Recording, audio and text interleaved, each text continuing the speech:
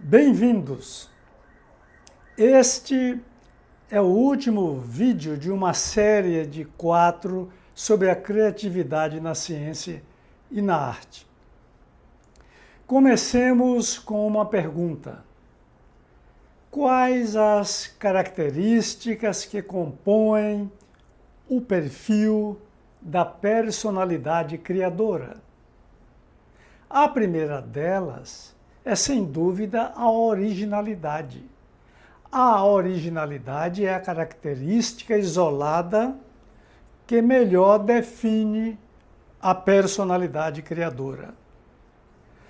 Mas curiosidade, inconformismo, independência, autoconfiança, motivação, dedicação persistente, ambição, competição e atração por riscos e desafios são também importantes atributos dos grandes criadores. Além desses, alguns estudiosos da criatividade apontam como outro traço peculiar da personalidade desses indivíduos especiais a paixão, o envolvimento emocional despertado logo cedo por uma determinada atividade produtiva.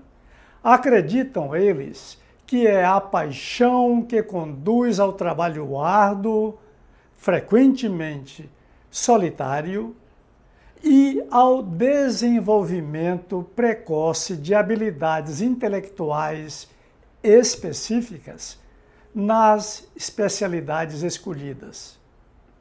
Há ainda os que consideram uma marca do gênio a inteligência e a sensibilidade, principalmente na ciência, para perceber detalhes ou estabelecer relações relevantes que escapam à mente dos mortais comuns, como, por exemplo, a associação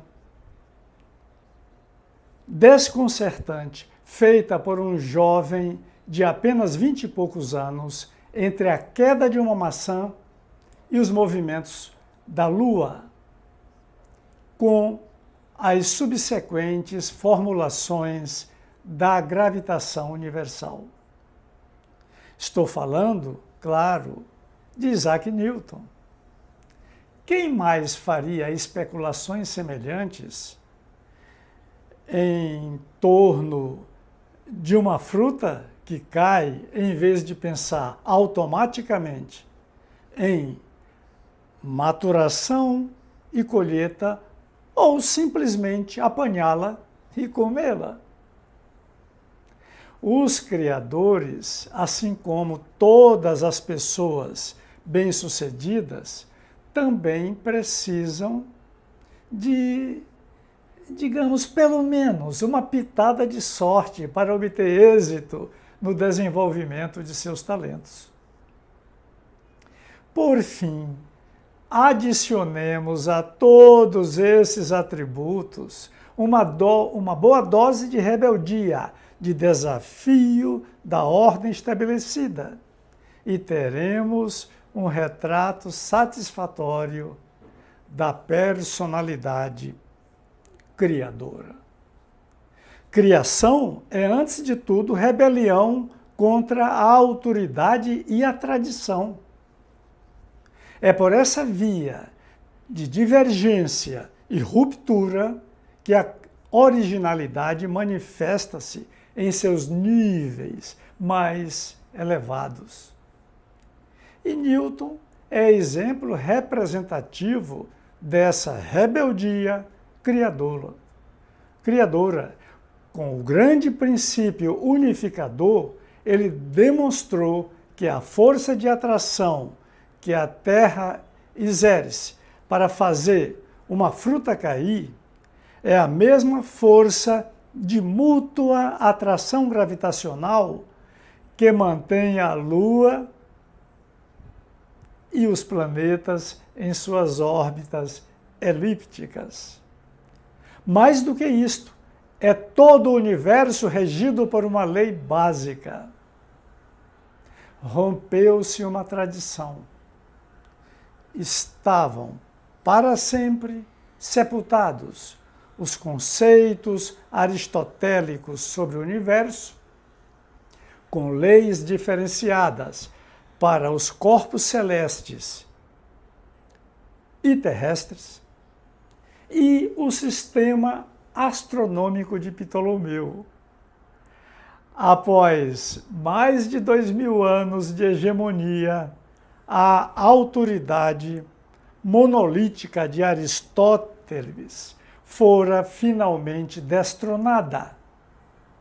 É assim também na arte, como vimos no vídeo anterior, e em outros campos, como a própria religião. Foi assim que o monge agostiniano alemão Martin Luther, ou Martinho Lutero, rebelou-se contra a cúpula da Igreja Católica Romana em virtude de práticas corruptas, especialmente envolvendo o comércio de indulgências, a venda do perdão dos pecados em vida e após a morte, contra a qual Lutero lançou em 1517 as famosas 95 teses. Com isto, ele demoliu a unidade religiosa característica da sociedade medieval e, na esteira da Reforma Protestante, dividiu irrevogavelmente a cristandade e instaurou o pluralismo religioso no Ocidente. O próprio Jesus Cristo, o mais extraordinário personagem da história, pode, ele mesmo, ser visto como um rebelde criador. Jesus não era sacerdote, nem teólogo formal, mas rebelou-se contra a estrutura religiosa constituída, invadiu o templo e enfrentou vendilhões, acusou de hipócrita a casta sacerdotal, que se julgava dona da verdade. Viveu como pregador ambulante, sem igreja. Mudou o paradigma ao instituir uma nova doutrina fundada no amor. E fez desse modo a maior revolução da história das religiões. Seu legado moral é referência para bilhões de pessoas.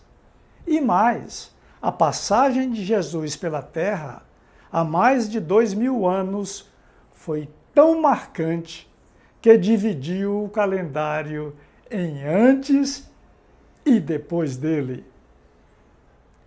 Infelizmente, o termo rebeldia é uma palavra estigmatizada, entendida geralmente com sentido negativo e ligada frequentemente a atos ilícitos. Talvez porque a vasta maioria dos rebeldes seja apenas isto: rebeldes sem causa, transgressores de princípios normativos, sem sonhos construtivos a realizar. Talvez, em muitos casos, energia criativa desperdiçada, que poderia ser canalizada por meio de educação eficaz para atividade produtiva em favor da sociedade e não contra ela. São gênios transgressores, rebeldes, que fazem as revoluções na ciência e tecnologia, na arte, na filosofia e em outras áreas. Saber quem foram e o que fizeram é conhecer os melhores capítulos da epopeia humana. A história deles e de suas obras é o melhor da história, com H maiúsculo. Os demais capítulos da história não são muito mais do que relatos sobre a insensatez e os infortúnios humanos, como as guerras, tiranias e perseguições. São os rebeldes criadores os principais artífices da construção cultural. Suas vidas e obras moldam as civilizações. Eles desafiam a autoridade dentro de seus domínios, rebelam-se contra os cânones tradicionais, algumas vezes estabelecidos há séculos ou mesmo milênios, desbravam fronteiras culturais, nunca antes exploradas, criam novos paradigmas e, como deuses, transformam e recriam o mundo. São os deuses olímpicos, os deuses do Olimpo moderno. Obrigado por assistir. Inscreva-se no canal e até breve.